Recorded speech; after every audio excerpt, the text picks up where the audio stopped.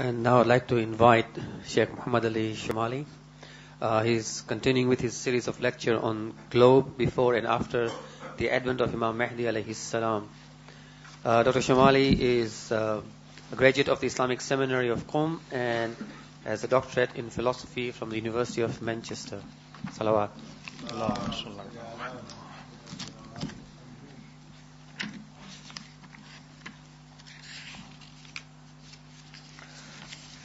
Assalamu alaikum wa rahmatullah. Bismillahir Rahmanir Rahim. La hawla wa la quwwata illa billahi al-aliyyil azim. Alhamdulillahi rabbil alamin. Wa sallallahu ala sayyidina wa nabiyyina Abil Qasim al-Mustafa Muhammad.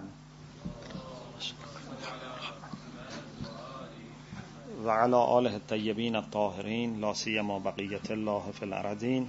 Ajjalallahu ta'ala farajahu al-sharif. وجعلنا من أعوانه وأنصاره وشيعته إن شاء الله.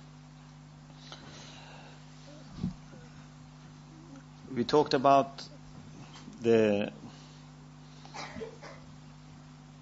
concept of Akhir al-Zaman and its significance and its meaning, then about different worldviews among followers of religions. Then we talked about Islamic picture. We already talked about what would be the case in respect to the intellectual situation, in respect to human understanding, and also about science and technology and also communication. Tonight we want to start another aspect of this discussion, and that is about cultural, moral, and religious, because these three cannot be separated from each other, because culture and morality are very much linked. Indeed, morality is a very important part of culture, and also the relation between culture and religion. So I discussed them together, the cultural, moral, religious situation before and after the advent of Imam Mahdi Ajjalallahu ta'ala farajahu sharif.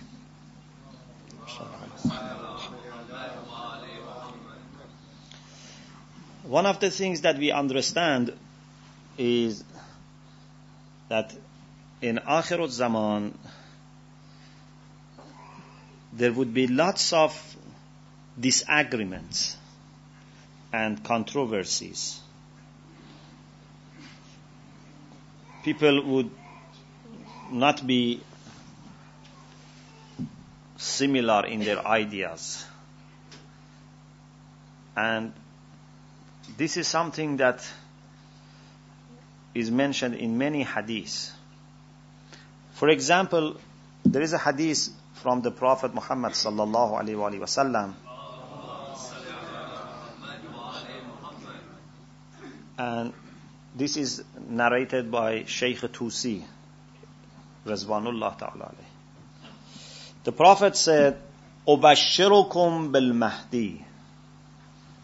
I give you the good tidings of the arrival of Mahdi. Mahdi will come. Then the Prophet goes on giving more details. يُبْعَثُ فِي أُمَّتِي عَلَى اخْتِلَافٍ مِنَ النَّاسِ. He would be commissioned by Allah subhanahu wa ta'ala. He would be summoned by Allah subhanahu wa ta'ala in my ummah. So Mahdi would be in this ummah. And his advent is like Bi'sa. You know the concept of Bi'sa, when Allah subhanahu wa ta'ala sends prophets and gives them mission. Inshallah, I will talk about it more later. So, it's not something very easy, something very simple. The arrival of Imam al-Zaman is like arrival of a prophet with all those challenges. You should not think that, okay, because Mahdi is a Muslim leader and he comes to the Islamic Ummah, so it's not very difficult. He will talk about the Quran and about the Prophet and everyone would easily accept that. No. The challenges that Imam would face is similar to the challenges that the Prophet faced when he wanted to call the people of Mecca, the pagans, towards the unity of Allah subhanahu wa ta'ala. It's very difficult and very demanding, job. We'll talk about it more. يُبْعَثُ فِي أُمَّتِهِ عَلَى اخْتِلَافٍ مِنَ النَّاسِ. While people disagree with each other. There are lots of disagreements, lots of disputes and debates among the people. Debates which are not terminable. Go on and on. وَزِلْزَالٍ. And there would be also zilzal. Zilzal literally means earthquake. It may mean that there would be in Akhir al-Zaman lots of earthquakes, which is possibly true, and we witness this, that earthquakes are increasing in number. Or maybe it means shaking in the not physical sense, but in the sense that people are so much shaken and, changed in their way of thinking. Then the Prophet says that Mahdi will fill the earth with justice after, or like it is being filled with injustice. And يَرْضَى عَنْهُ سَاكِنُ السَّمَاءِ وَسَاكِنُ الْأَرْضِ. This is a phrase which needs more, attention. The inhabitant of heaven, of a sky or heaven, and the inhabitant of the earth, both would be pleased with Mahdi. What does it mean? The inhabitant of the earth and the inhabitant of the heaven will be pleased with Mahdi. It may mean that not only Mahdi would be pleasing Allah subhanahu wa ta'ala and angels, he would also be able to please the people. Something that didn't happen for the prophets. Because normally all the prophets, as far as we know, they had some proponent and some opponents. We don't know any prophet could please all the people. They had always enemies. They had always people who opposed them. Of course, they had the support of heaven. They had support of Allah subhanahu wa ta'ala and angels. Allah was pleased with them. But people were pleased with them? No. People were divided into people who accepted and people who rejected. But when Imam Zaman comes, you can say that humanity will be pleased with Imam Zaman. The way he behaves is very satisfactory, and because of the improvement in the level of their understanding, they will be also happy. Because when you want to please someone, you need two things. Proper action and proper understanding and appreciation of the other party. If you act properly, but the other party doesn't appreciate, doesn't understand, still he will not be pleased. You need both. The Prophet of Islam sallallahu alaihi wasallam certainly he acted properly. But there were people who didn't understand that, didn't appreciate that. But in the case of Imam Mahdi, Imam will be able to act properly and will be able to receive the appreciation of the people. This is one meaning of inhabitant of the earth and inhabitant of the heaven would be pleased with him. Maybe there is another interpretation. And maybe this means that when Imam Zaman Ajjalallahu Ta'ala Sharif is leading the globe, he will behave in the way that not only the people who live on the earth would be happy, But every being in the earth and in the sky would be happy. So Imam Zaman would not be pleasing human beings, but the cost would be endangering, for example, environment, pollution of the air, damaging the natural life and natural resources. The inhabitant of the earth and the inhabitant of the sky means whatever is there, not only human beings. Everything, human beings, animals, birds, plants, everyone would be pleased. Because no one and nothing would be treated unjustly and misappropriately.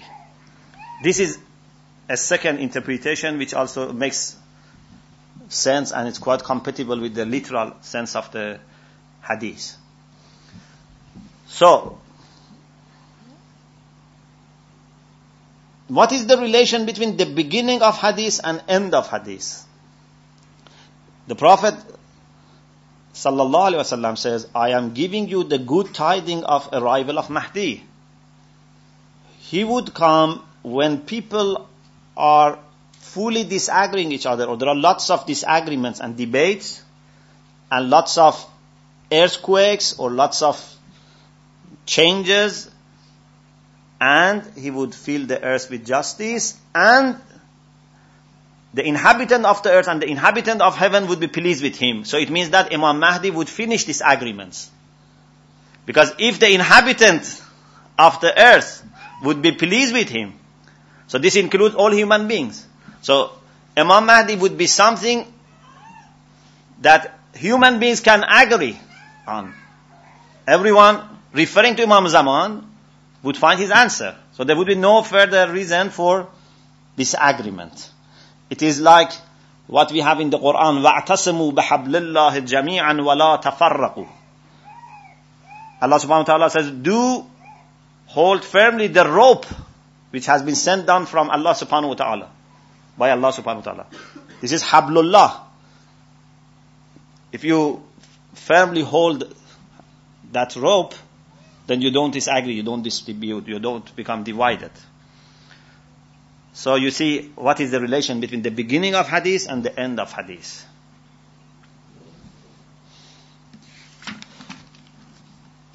So this is a major feature of the cultural situation in Akhir Zaman. Another thing is that in Akhir Zaman there will be lots of fitna. What does fitna mean? Fitna means trial, means test. But it's not a normal trial or test. Fitna is normally used when the situation is not clear, everything is ambiguous, is clouded. Would be very difficult to find what is right, what is wrong. This is fitna. If you can easily understand who is right, what is right, and who is wrong and what is wrong, this is not fitna. Fitna is when even the people who are not bad may make mistakes. Why? Because they are confused. This is the meaning of fitna. Okay? Means the truth is not very clear. We read in hadith that this is something that happens in Akhir Zaman. Before I read the hadith, I should say something very important, and it's that when we are talking about these things that happen in Akhir Zaman, this doesn't mean that they must all start at the same time. Some of them may start earlier, some of them may start later, some of them may start right after the death of the Prophet, some of them may start just before Imam Zaman comes. Okay? So this doesn't mean that, so some of the things you may witness just now, it's already there. Some of the things may still are coming. But anyway, these are the things that happen. There are many hadiths about fitna. I just read for you few examples. This is from Imam Baqir alayhi salam. لا يظهر المهدي إلا على خوف شديد من الناس وزلزال وفتنة وبلاء يصيب الناس. Mahdi will not appear except when people have great fear. People are not feeling, all right. People have fear or fearful. Vazilzal, the same thing that we had in the other hadith, which literally means earthquake, but maybe it means shaking from inside. Wa fitnatin, there would be fitna. Look at your situation today. What a greater fitna can be than seeing that some Muslims kill other Muslims. Isn't this a real fitna? That there are people who, look to be very serious, mu'min, very, faithful. They are ready to, endanger, not only the danger, they know that they are going to die. They commit, suicide. Okay? So I don't think these people can be bribed or, can be given money to do this. This must be really, a matter of commitment. But they are so confused that they go to a mosque and kill themselves and then kill other Muslims, and they think that they are doing something right. They think they will go to heaven. This is fitna. This is because the truth is not clear. They are so much confused that they don't know what to do. This is great fitna. And there are many other examples of fitna nowadays. It's not just this. So, this is a sign of Akhirul Zaman.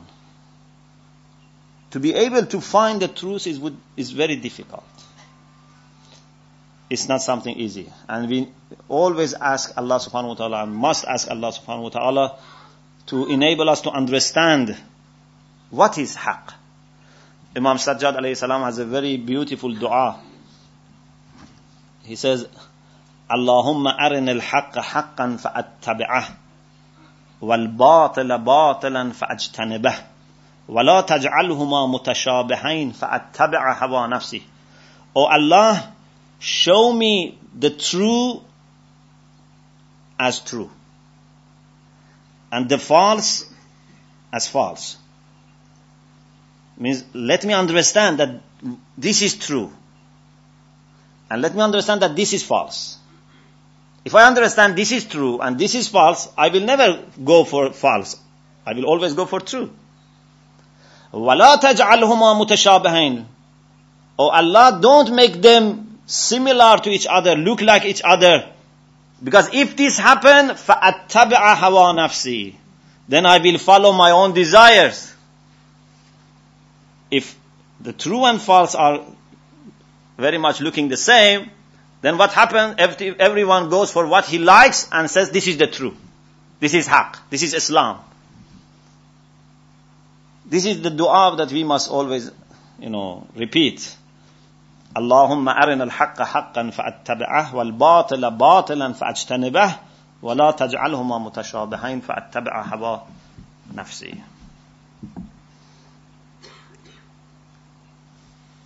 There is another hadith from the Prophet Muhammad sallallahu alaihi wasallam. Taji'u fitnatun ghabra mudlima. The Prophet says, a fitna would come which is very dark and make everything dark. You cannot see clearly. Everything becomes very, foggy and very ambiguous and clouded. Then, تَتْبَعُ الْفِتَنْ بَعْضُهَا بَعْضًا. It is not just one fitna. Then it will be followed by other fitna. حتى يخرج رجل من أهل بيتي, till a man from my progeny would come. يقال له المهدي, he is called Mahdi. فإن أدركته فاتبعه وكن من المهتدين. If you can meet him and if you can witness that time, follow him and then you become guided. So you see, this is a fact which is mentioned by Imams, by the Prophet, and as I said, you rarely find any subject in Islam that has been so much well addressed in hadith. We have more than 6,000 hadiths about Imam Mahdi and Akhir Zaman. There is another hadith from Imam Zaman himself. This is in Bihar al-Anwar. Alamatu zuhur amri, the sign of my appearance, my advent, is kathratul haraj wal maraj, means multiplicity, abundance of anarchy and chaos, wal fitan. There will be lots of fitna.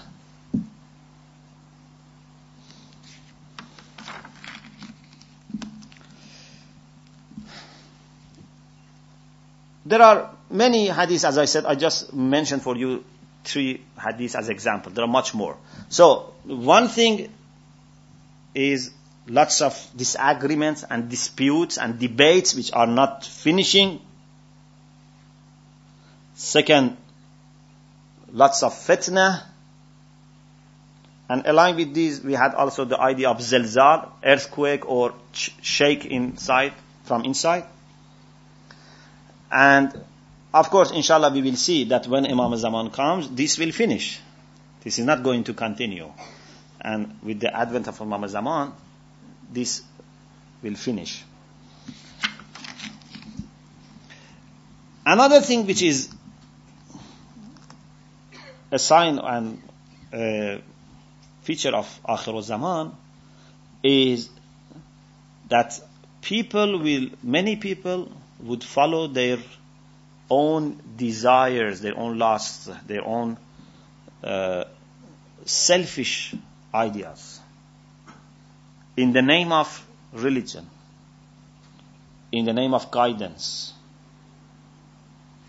People would impose their ideas on the Quran and introduce their own ideas as Quranic ideas. This is what happens in Akhir Zaman. For example, Imam Ali himself says that one of the things that Mahdi does is يَعْتَفُ الْهَوَى عَلَى الْهُدَى إِذَا عَتَفُ الْهُدَى عَلَى الْهَوَى. When people make guidance follow their desires, Mahdi make it reverse. Mahdi make their desires of the people follow guidance. And when people force Quran to comply with their ideas, Mahdi would come and force the ideas of the people to follow the Quran. So he makes everything in a reverse direction. Another thing is that in Akhir Zaman, to be mu'min would be very difficult. Or to remain mu'min would be very difficult. This is not something easy. There are many hadiths. And these hadiths are warning us and at the same time giving good tidings. Because they warn us so that we must be very careful. But this is also good tidings if you have managed up to now to remain mu'min. So this is good for you, but we must be very careful in what is going to come. And as I said, there are very important practical lessons to be taken. قال رسول الله صلى الله عليه وآله وسلم سَيَأْتِي قَوْمٌ مِّن بَعْدِكُمْ لِلرَّجُلِ الْوَاحِدِ مِنْهُمْ أَجْرُ 50 مِنْكُمْ. The Prophet told his ashab, his companions, a group of people will come that every single of them would be rewarded as 50 of you.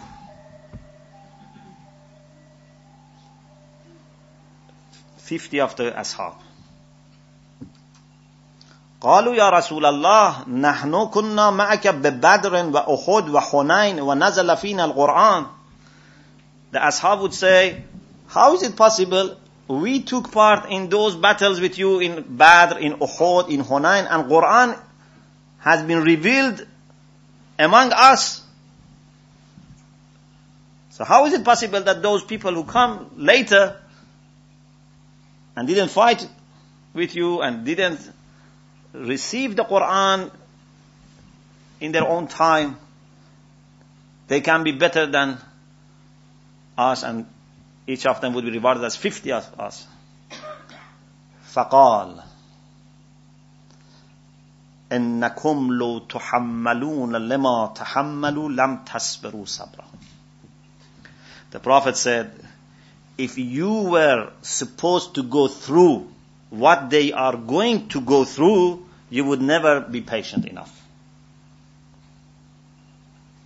You would not have that tolerance and that commitment and that strength to remain loyal if you were supposed to experience the same thing that these people are going to experience. To be a mu'min in Medina while the Prophet is there and there is Salman and Abu Zar and Miqdad is much easier than remaining loyal in these, days. You don't see your Imam and you are surrounded by, lots of temptations from outside, from inside. Everywhere is full of, poisons. So the Prophet said, the Prophet was not feeling shy to tell them, in face of them that these people are more patient than you. Of course, as I said before, this is generally speaking. This doesn't mean that every person, mu'min, in this time is better than all the ashab. No, for sure this is not true. But what the Prophet means generally speaking. There is another hadith. إن لصاحب هذا الأمر غيبة المتمسك بدينه كالخارط للقطاط بيديه ثم قال هكذا بيديه. Then the Imam showed with his hand. Qatad is name of a plant which has sharks. Some of these, for example, some of these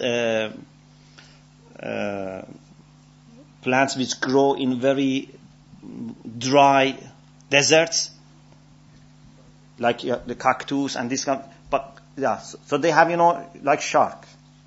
You say sharks? Yeah. So if you want to, remove all those like blades with your fingers, which is soft, how difficult it is. Imam says to keep your iman in Akhir al-Zaman is more difficult than this.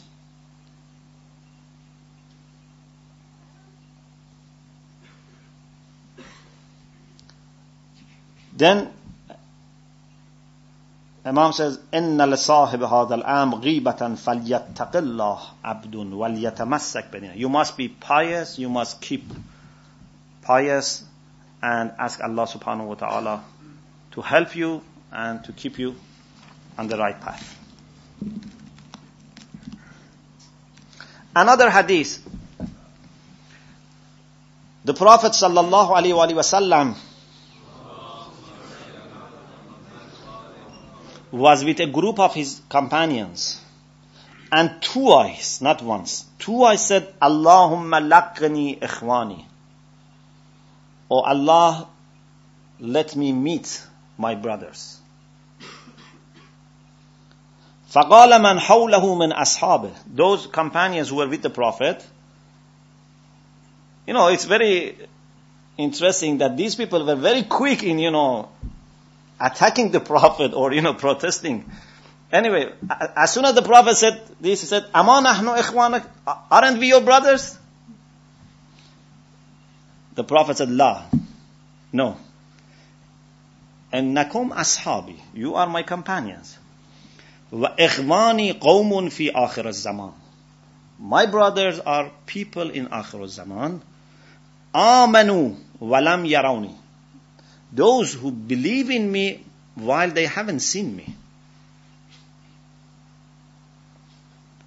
لَقَدْ عَرَّفَنِيهُمُ اللَّهُ بِأَسْمَائِهِمْ وَأَسْمَاءِ آبَائِهِمْ مِنْ قَبْلَ أَنْ يُخْرِجَهُمْ مِنْ أَصْلَابِ آبَائِهِمْ وَأَرْحَامِ أُمَّهَاتِهِمْ. Allah has introduced me by their names and names of their fathers before they are born. So the Prophet knew name of, inshallah, you and the people like you. لَأَحَدُهُمْ أَشَدُّ بَقِيَّةً عَلَى دِينِهِ مِنْ خَرْطِ الْقَطَاطِ فِي اللَّيْلَةِ الظَّلْمَاءِ. These are so careful and so capable of protecting their religion that they are like the person who is able to remove those blades from that, cactus. And Allah subhanahu wa ta'ala يُنَجِّيهِمُ اللَّهُ مِنْ كُلِّ فِتْنَةٍ قَبْرَى مُزْلِمَةٍ. Allah will help them and save them from any fitna which is darkening and confusing. So, as I said, this is warning, and at the same time it gives good tiding, good bashara for the people who can, inshallah, remain loyal. The other thing that we understand from several hadiths is that Islam, this needs lots of discussions. I make just few minutes and then stop. If you have questions, then you can ask. Islam becomes somehow lonely or estranged in Akhir al-Zaman. Becomes gharib. You know gharib? Like estranged or lonely. And this is mentioned in many hadiths. For example, Imam Baqir alayhi salam says, إِنَّ قَائِمَنَا إِذَا قَامَتْ دَعَ النَّاسِ إِلَىٰ أَمْرٍ جَدِيدٍ كَمَا دَعَى رَسُولُ اللَّهِ. When our Imam Mahdi comes, he would invite people, he would call people to something new, like the Prophet. What does it mean? Does it mean that Imam would bring a new religion? Certainly no. He will not bring a new religion or a new book. But the Islam that Imam Zaman introduces would be qarib in Akhir al-Zaman. It's something strange. Many people would say, no, this is not the Islam that we are familiar with. This is not something that we have been told about in our mosques or in our, places. This looks like something very strange to them. And let me explain later this. وَإِنَّ الْإِسْلَامِ بَدَأَ غَرِيبًا وَسَيَعُودُ غَرِيبًا. Islam started when it was gharib. Who was the supporter of Islam? A man says that I went to Mecca, I went near Kaaba, and I saw a man came with a young boy and a woman. and then they faced Kaaba, and then they bent, and then they went for prostration. So I asked the people of Quraysh, who are these people?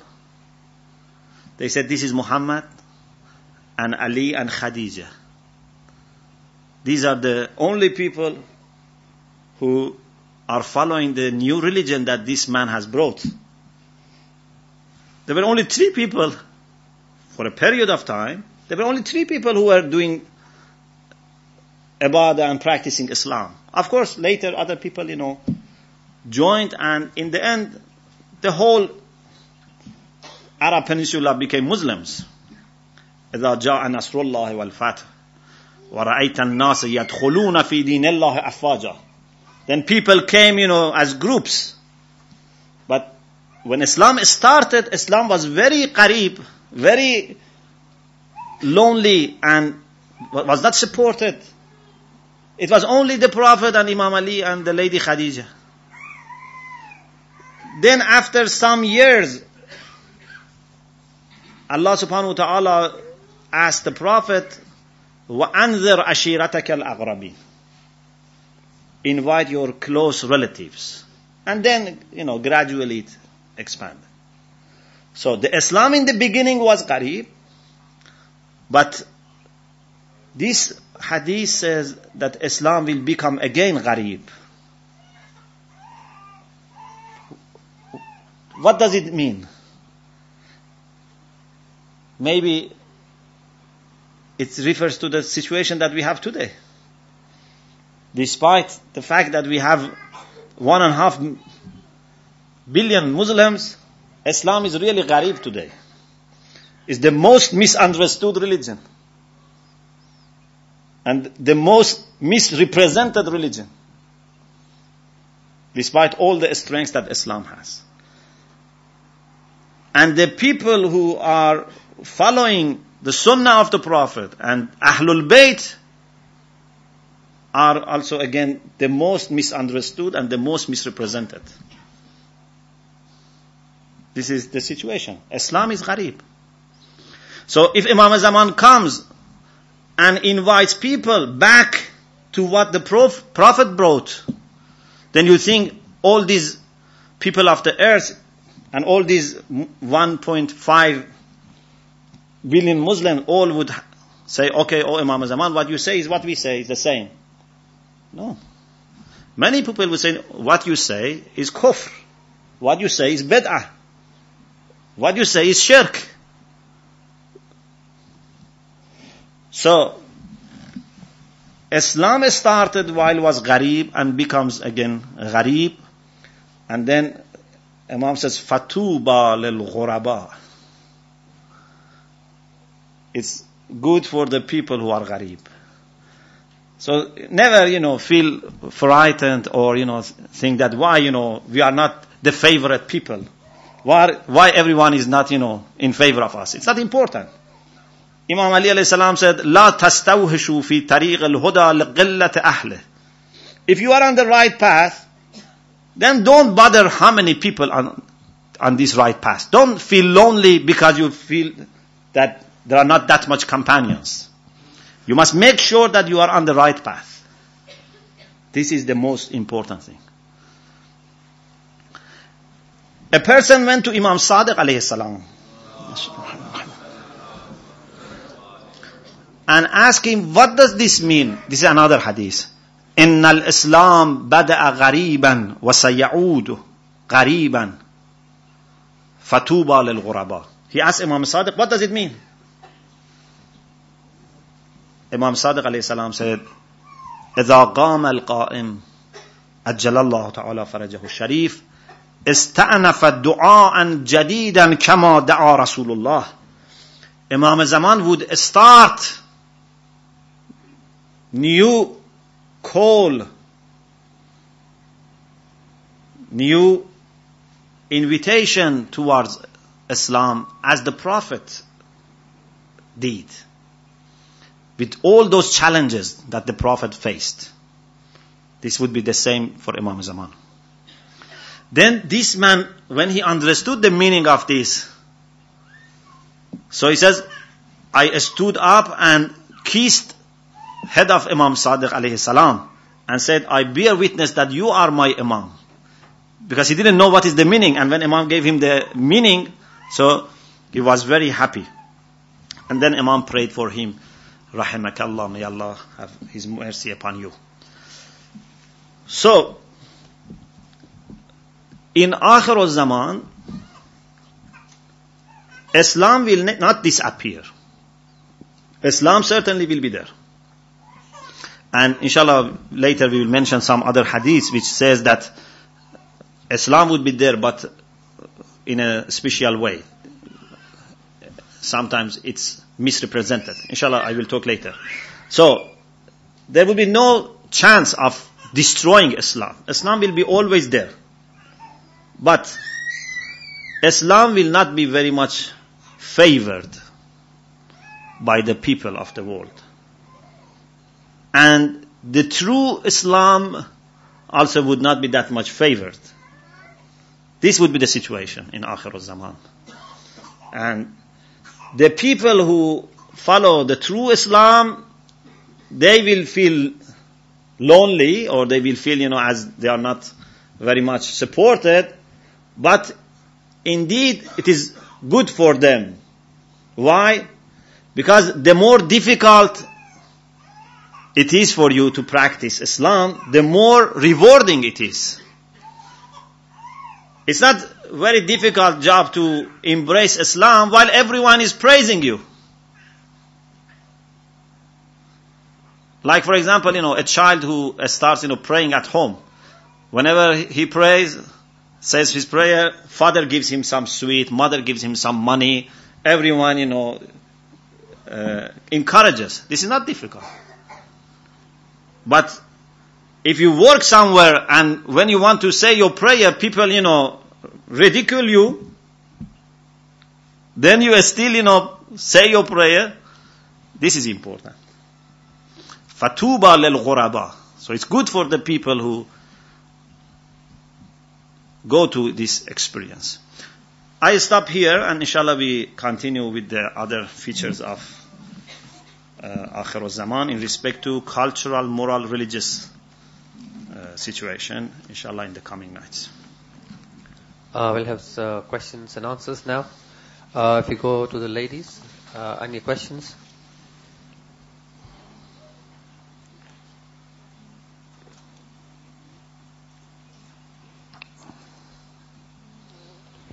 Hello.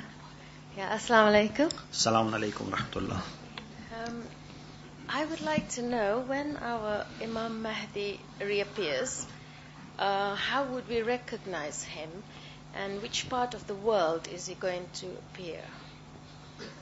Is it where he, disappeared the last time? Is that the same place, or how would we recognize him as well? Yeah. Thank you. Inshallah, tomorrow night when I talk about the youths in Akhir al-Zaman, I will mention this, that Imam Zaman, inshallah, would call or start his call from Mecca. And how we recognize Imam Zaman, of course, there would be a call from Imam Zaman, and everyone would hear that call. But how would people understand that this is a true call?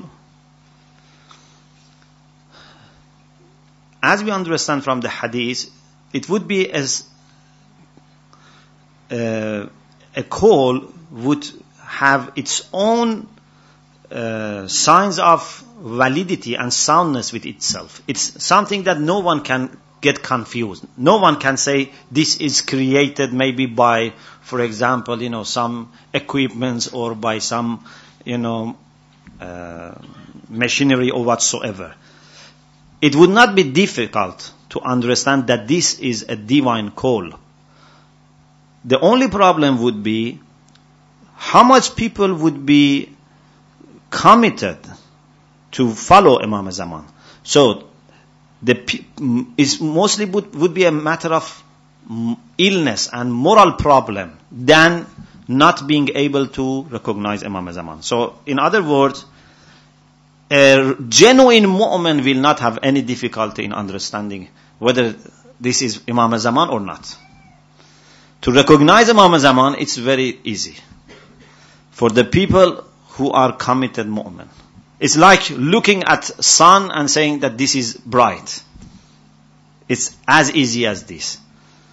But the people who don't want to believe, even if they look at sun, they say, no, this is not sun. Maybe this is projection of light from somewhere, and something is reflecting this. And they bring, some excuses. From the gent side?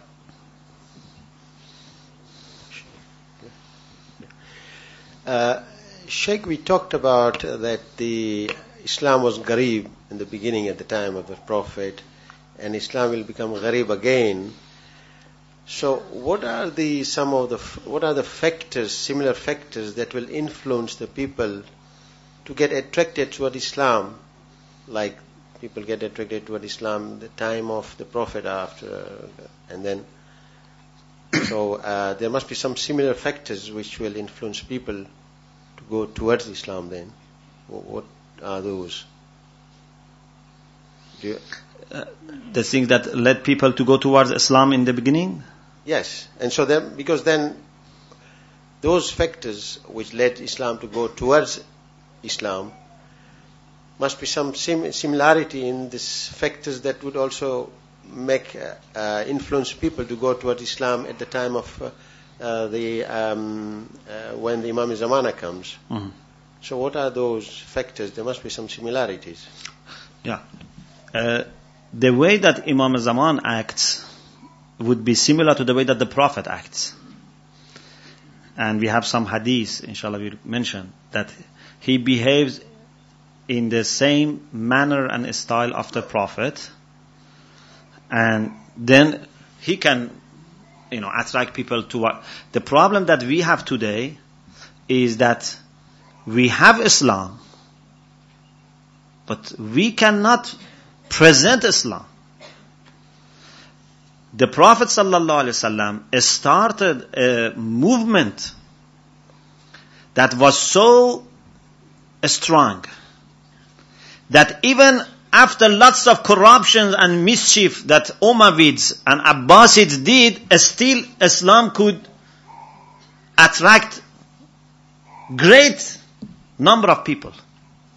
Look at the strength of what the Prophet did. Look at the proper foundational job that the Prophet did. That he created a culture, a civilization, that even with all those corruptions that Umayyads did, or Abbasids did, still Islam attracted the people. And whenever Islam was encountered with any other culture, Islam showed its, attraction. But today the problem is that we have the formal existence of Islam. The Quran is with us, the teachings of the Prophet is with us. But we are the people who don't know how to sell this Islam now to the world. This is the problem. So we don't need another Quran. We just need a person who knows how to introduce this Quran. The way that people introduce Islam nowadays is sometimes very frightening, and not only it doesn't attract anyone, even it makes Muslims frightened. This is the problem. So the Prophet ﷺ brought Islam and presented Islam. We don't need anyone to bring Islam. We just need Imam Zaman to represent Islam in the way that the Prophet, if the Prophet was here, he could do. This is what we need. From the sisters. Assalamu alaikum. Assalamu alaikum. You mentioned that the inhabitants of the earth and the heavens will benefit when... Will be pleased. Will be pleased. Yes. Will it have any effect on the souls of the deceased in the Alam Barzakh, in the period of Akhir Zaman? Those who are in Barzakh, their situation would be very much dependent on what they have done. Of course, if they have left something behind, like for example, because we have, when people die, the record of a'mal will be closed, except if they leave behind a child or children who do good and they will be, sharing, or they leave behind some sadaqiyya jariyah, means something which goes on, like for example, mosque, school, hospital, bridge, road, whatever, books, or they leave behind a good sunnah. Like for example, someone teaches people some good sunnah and then it goes on after him. Otherwise, there is no chance to add something to your record of amal. In barzakh, you yourself cannot do anything else, anything extra. The only chance that you have is before you die. So, when Imam Zaman comes, the people who are in barzakh cannot do anything extra. But the good things that the people who are on the earth doing for them, then they can of course benefit. This is one point. The second point is that in Akhir Zaman we have the concept of the raj'ah, the return. We believe that the most pious people and the most wicked people would come back from barzakh to this dunya.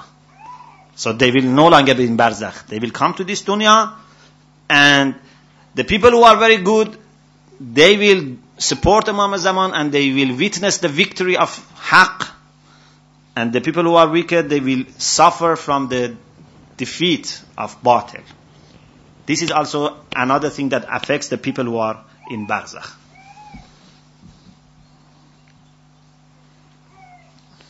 Assalamu alaikum, Sheikh. Assalamu alaikum. Thank you very much for your lecture. Sheikh, you mentioned a state of chaos, of fitna, where, for example, Muslims think mistakenly that they will be elevated in position by killing other Muslims. Yeah. There are fundamentalist Christians, for example, who support atrocities, who sponsor atrocities, so that they could precipitate a state of Armageddon, which would be a precursor to the return of Jesus. So what lessons are there for Muslims in this? And so I suppose that predisposes the question is, what is our role? Do we support the chaos, or do we try and mitigate that as much as possible?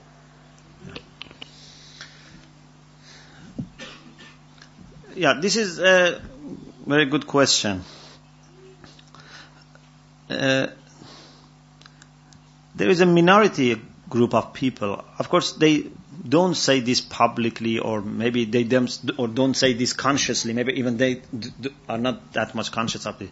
But their idea is somehow that, okay, now that arrival of Imam Zaman is after having all these calamities, so let's do nothing good and do not interfere in what is happening, so that Imam Zaman comes and then we support Imam Zaman. So before Imam Zaman comes, we shouldn't do anything. First of all, because this is not something which is doable. We cannot stop this process. And second, because this may delay the arrival of Imam. So let's do nothing. I don't think any movement say let's add to this corruption. But they may say let's do nothing and just, do our own, ibadah, and do nothing about, politics or, social life or whatsoever. And then, inshallah, Imam Zaman comes and we will be the first to help him and support him. Maybe this is their idea. But this is not acceptable. First of all, this is against aql. How can you be indifferent towards injustice which is happening in front of you, and you can do something to stop it or reduce it? How can you be indifferent? This is against Sharia. Because all the rulings of Sharia also teach us that we must do amr bil ma'ruf, nahy an munkar, we must, stop zulm. This is against Sharia. And thirdly, this is something that inshallah I will mention later, is that according to our hadith, indeed there would be people before Imam Zaman comes who prepare for arrival of Imam Zaman. Imam Zaman is not absent or is not, in the state of occultation because there is no enough catastrophe. No, there is already enough catastrophe. The reason that the advent of Imam is delayed is that we don't have preparations made. We don't have people who can support Imam Zaman and carry out the missions that Imam Zaman would delegate to the people. Okay? So, what we have in some hadith is that there would be some people who يُوَتَّئُونَ لِلْمَهْدِي سُلْطَانَهِ. They would prepare for the government of Imam Zaman. And inshallah I will refer to some of these hadiths. I think it is mostly misunderstanding, and sometimes added to that is some kind of maybe laziness. That we say, okay, let's do nothing, and then Imam Zaman comes and, we... Just finish with the questions. Just quick. That those who want to know the program of SICOM, Shia Ethnashi Community of Middlesex, please visit our website, sicm.org.uk, and you can register there for our future programs. Salawat.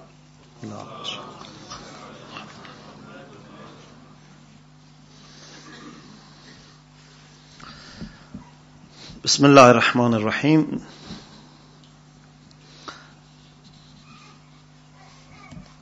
We said that last night that it's very interesting that all the people who took part in the movement of Imam Hussein alayhi salam, they talked and acted in the way which is always possible to be taken as examples. Tonight I would like to refer to what happened in the night before Ashura. Of course, you are familiar with this, but we need to review and reflect always. And this is from the Maqtal by Abi Mikhnaf, which is maybe the most or one of the most authentic reports that we have. He says that in the Thursday night before Ashura, so apparently Ashura was a Friday, Imam Hussein alayhi salam was sitting in front of his tent, and he had his sword and was, somehow lying on his sword.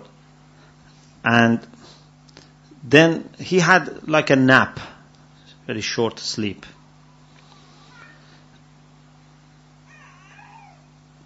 Then the lady Zainab heard that some people are coming from the army of Umar Sa'ad towards Ahlul Bayt. So she went to Imam Hussein alayhi salam and said, Ya akhi, ama tasma'ul aswat qad iqtarabat. Oh brother, don't you hear these sounds? They are coming near to us. So Imam Hussein raised his head and said, Inni ra'aytu Rasulallah sallallahu alayhi wa alihi wa sallam fil manam. I just had a dream of the Prophet, and the Prophet told me, Innaka taruhu ilayna. You are coming to us, Hussein. Then the lady Zainab started crying, and she was crying and lamenting. Imam said, Uskuti rahimaka rahman. Please be silent. May Allah send His mercy upon you. Then at the same time, Hazrat Abbas came to Imam Hussein and said, Ya akhi ataka al-qawm. The people have come. So now Imam stood up. And this is very intimate conversation between Imam Hussein and Hazrat Abbas. Imam said, Ya Abbas, irkab binafsi ant, ya akhi, hatta talqahum. Imam Hussein said, Oh Abbas, may I be your ransom? This is very, outstanding. Imam Hussein telling Hazrat Abbas, binafsi ant, may I be your ransom? Oh brother, ride your horse, go towards them, and ask them, what is the reason? What has happened? Why they are coming here? And then Hazrat Abbas with 20 people went towards the enemies. And among these 20 people were Zuhair ibn al-Ghayn and Habib ibn Muzahir. And I am going to refer to the conversation of these two people with the enemies. So when they reached the enemies, Hazrat Abbas told them, what has happened? Ma bada lakum wa ma turidun. What is new? What is in your mind? They said, our commander, our leader has asked us to suggest to you, either you should submit or we will fight. Then Hazrat Abbas said, okay, don't be in rush. Be patient. Till I go to my Imam and ask him, then I will come back. So Hazrat Abbas went back, but these people remained. So they are with the enemies. Then you see how they didn't lose any moment to invite people, to guide people. Maybe there is one person who listens and he thinks that he must change. Like, Hor, for example. So these people remained, and they started talking. Habib ibn Mazahir told Zuhair ibn al-Ghayn, كَلَّمَ الْقَوْمَ إِنْ شِئْتَ وَإِنْ شِئْتَ كَلَّمْتُهُمْ. Said, if you like, you talk to them. If not, I talk to the people. And Zuhair said, أَنْتَ بَدَأْتَ بِهَذَا فَكُنْ أَنْتَ تُكَلِّمُهُم. He said, you were earlier than me. You first joined Imam Hussein. Zuhair, just joined Imam Hussein on the way to Karbala. So he said, it's better you talk first. فَقَالَ لَهُ حَبِيبُ بْنُ مَزَاهِرٍ. Then Habib told, أَمَا وَاللَّهِ لَبِئْسَ الْقَوْمِ عِنْدَ اللَّهِ قَدًا قَوْمًا يَقْدَمُونَ عَلَيْهِ. This would be the worst group of people who meet Allah subhanahu wa ta'ala on the day of judgment while they have killed the progeny of His Prophet, and they have killed servants of Allah who are remembering Allah, invocating Allah subhanahu wa ta'ala, and are doing tahajjud. You are killing such people. Then one of those people said, oh Habib, you are just flattering yourselves. You are, admiring yourselves. Then Zuhair started talking and said, there is no need. Habib admires them. These are the people that Allah subhanahu wa ta'ala has respected them and has honored them. And he told that person, I advise you to fear Allah subhanahu wa ta'ala and do not get engaged and involved in such a big crime, murdering these pious people. Then that person said, Ya Zuhair, I never thought that you are a Shia of Ahlul Bayt. I always thought you are a Shia of Osman. You are one of the followers of Osman. Then Zuhair said, don't you see me here? The fact that I am here with them shows that I am a Shia and I am a follower of Hussein. And then Zuhair said something very important. He said, by Allah, I never wrote to Hussein. I never sent any message to Hussein to invite him. I never promised Hussein that I'm going to support you if you come here. I just met him on my way. But when I saw Hussein, I was reminded of the Prophet sallallahu alaihi wasallam. And I was reminded of the place that the Prophet has in the sight of Allah subhanahu wa ta'ala. And I knew what is going to happen to Hussein. And what are you going to do? So I decided to support Hussein and to be in the party of Hussein. And I decided to make myself ransom for Hussein. Because you have not respected the right that the Prophet and his Ahlul Bayt have upon you. This was very shocking, address. Because those people, if I don't say all of them, but most of them were the people who themselves had invited Imam Hussein. These were not the people who were all, had come from Damesh or Sham, from Muawiyah. These were the people of Kufa. And many of them were Shia of Amir al-Mu'mineen, of course, in a general sense. So Zuhair says, I didn't invite Hussein. I didn't send any message to Hussein. But still, I have conscience. I have this fairness. I understand that I must support Hussein. So how comes that you invited him and now you are attacking him? Then, at this time, Hazrat Abbas, reached Imam Hussein and said, these people want to start fight now. And then Imam Hussein alayhi salam told, please go back to them and ask them to give us one night. And Imam said that this is very beautiful. لَعَلَّنَا نُصَلِّي لِرَبِّنَا اللَّيْلَ وَنَدْعُوهُ وَنَسْتَغْفِرُهُ. So that tonight we can say prayer, we can ask forgiveness, we can supplicate. Look at, the obedience of Imam Hussein and how committed was Imam Hussein. فَهُوَ يَعْلَمُ إِنِّي قَدْ كُنْتُ أُحِبُّ الصَّلَاةَ لَهُ وَتِلَاوَةَ كِتَابِهِ وَكَثْرَةَ الدُّعَاءِ. Imam said, Allah himself knows how much Hussein loves to recite Quran and to say prayer and to ask forgiveness. So this is the only reason that Imam Hussein wanted to have one more night. He didn't say, night is not good for fight, day is better, it's easier or whatsoever. No, he just said, we want one more night.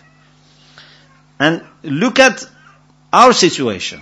If Imam Hussein feels that even one more night is something not to be lost, is an opportunity not to be lost. Even Imam Hussein is in a sense feeling that he's in need of one more night. So what happens to us?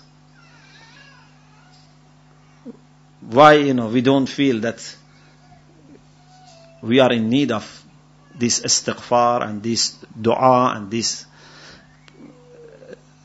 sincere and honest appealing to Allah subhanahu wa ta'ala. One of the things that happened was that two people went to Imam Hussein alayhi salam, and Imam Hussein alayhi salam, the name of these people also, if you like, one of them is Malik ibn Nazr and the other person is Zahhak. He says, we went to Hussein and sat with Hussein. And Imam Hussein alayhi salam welcomed us and said, why have you come here? This is in the night of before Ashura, day of Tasu'ah. Look at, the way that Imam Hussein is doing his mission. At the same time that he asked people who want to, be safe and want to, for example, escape. He said, you can go because these people want me. Inshallah, we mentioned maybe future. But at the same time, if Imam Hussein sees that there are people who can be somehow guided, he himself asked them to remain with him. Like Zuhair, Imam himself went and invited him. And like these people. So Imam Hussein asked them, why have you come here? They said, we have come to say salam to you and pray for you. And we wanted also to inform you that all people have come together to fight you.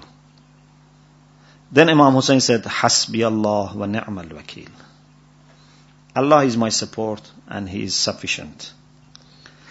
Then Imam Hussein said, Fama yamna'ukuma min nusrati. What does stop you? What stops you to support me, to assist me? This is very important. A person like Imam Hussein asking people to assist him, not because this is going to change anything for Imam Hussein. This is like an open invitation for the people that don't lose this opportunity to make yourself able to enter into this party of Allah subhanahu wa ta'ala. It was just enough for them to say yes, and just for a few hours to be with Imam Hussein and be like ashab of Imam Hussein, that even we for centuries we say, Ya laytani kuntu ma'akum. So this is the way Imam Hussein alayhi salam wants to offer this to the people. So Malik said, Alayya daynun wali ayalu. This is what the excuse that always we have. I have some debts to pay, I have some bills to pay, and I have my family. The other person said the same. Then the other person said, Oh Hussein, if you don't ask me to pay allegiance, if you leave me free, I will remain with you as long as I see my presence is helpful. If I see I cannot do something to help you, then please let me go. Because they knew that they cannot change. And when Imam Hussein alayhi salam is asking them to remain, Imam Hussein also knows the situation. Because soon after this, Imam Hussein told them that these people want me and whoever wants to go, should go. Imam Hussein just wanted them to say yes so that he can do something for them. So that in the day of judgment, these people would say the Prophet that we supported Hussein. This was the only reason. So, Imam Hussein said, فَأَنْتَ فِي حَلًّا. You are free. I don't impose on you this. And then this man says, I stayed the night with Hussein. But the other person, didn't stay. Then in the night, just after a while, Imam Hussein said, هَذَا اللَّيْلِ قَدْ قَشِيَكُمْ فَاتَّخِذُوا